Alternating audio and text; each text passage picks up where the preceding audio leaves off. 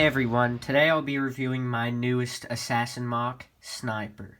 This MOC took me about 3 hours and I would say he's upwards of 250 pieces. Before we get into the detailed review, I'll go ahead and do a quick size comparison. So here's my Speed of Demon MOC up next to him. As you can see, Speed of Demon is just barely taller.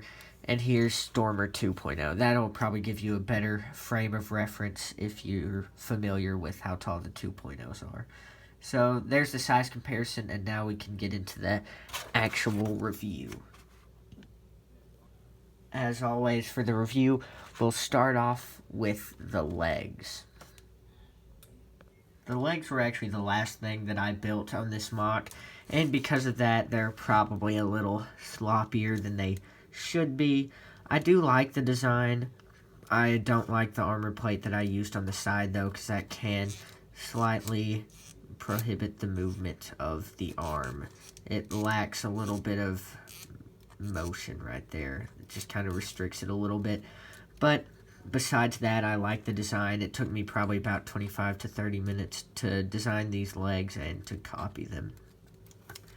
I don't really have much else to note about the legs. There's not really any outstanding designs that I did just for the legs, but I do like the lime green highlights there with those pulley wheels.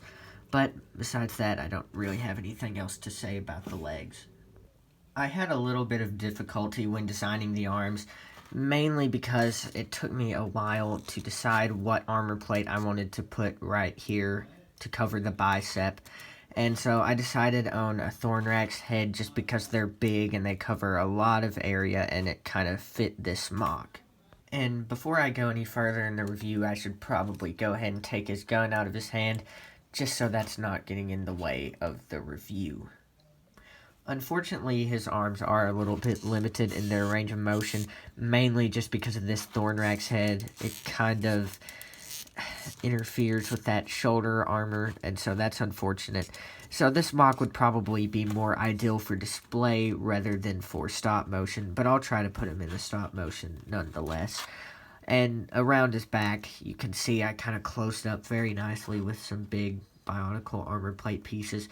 And that kind of looks like a shell, which is slightly intended because I was trying to make this MOC look bug-like in a way, but also futuristic at the same time. And I think I accomplished that with the lime green and the transparent green pieces too. I think those make him look a little extra futuristic and bug-like.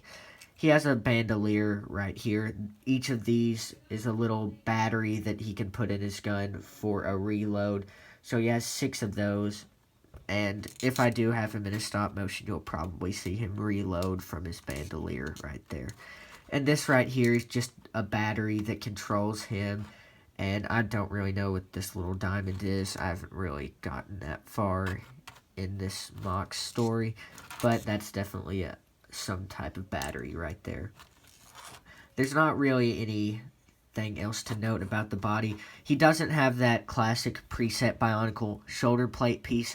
It's completely custom from shoulder to shoulder. There's no preset piece that I used to design his body. I kind of just went and I just put a bunch of random pieces until I was happy with what it looked like and until he was stable enough to hold up his own weight. If you're wondering how his head is built, it is very simple. All I did was I just took the classic Bionicle head and I flipped it upside down and put a few pieces for a little breather right there and then put a hat on. So that head design is obviously a little bit out of the ordinary. I think it worked out pretty well for this MOC. And I don't really know why I chose that head. At first I was actually going to make this MOC have Corroder's head, but I think that head works out a lot better. But now that I'm done with the body, I'll move on to the gun. Here is his rifle, and there's the battery that I was telling you about that powered the gun. I really think this is a pretty cool design. I used an offset grip right there so I could have a different stock. Typically, my stocks just go up and out like that, but instead I had it come from the bottom instead, and so I had to make the grip a little offset. Otherwise, it wouldn't work with how we would have to hold it. But I think it kind of looks cool just because it is a little bit odd. I really like the scope and how it's designed and the barrel as well. I think this rifle is pretty unique in and of itself. As always, thanks for watching. Please like and subscribe and check out some of my other videos.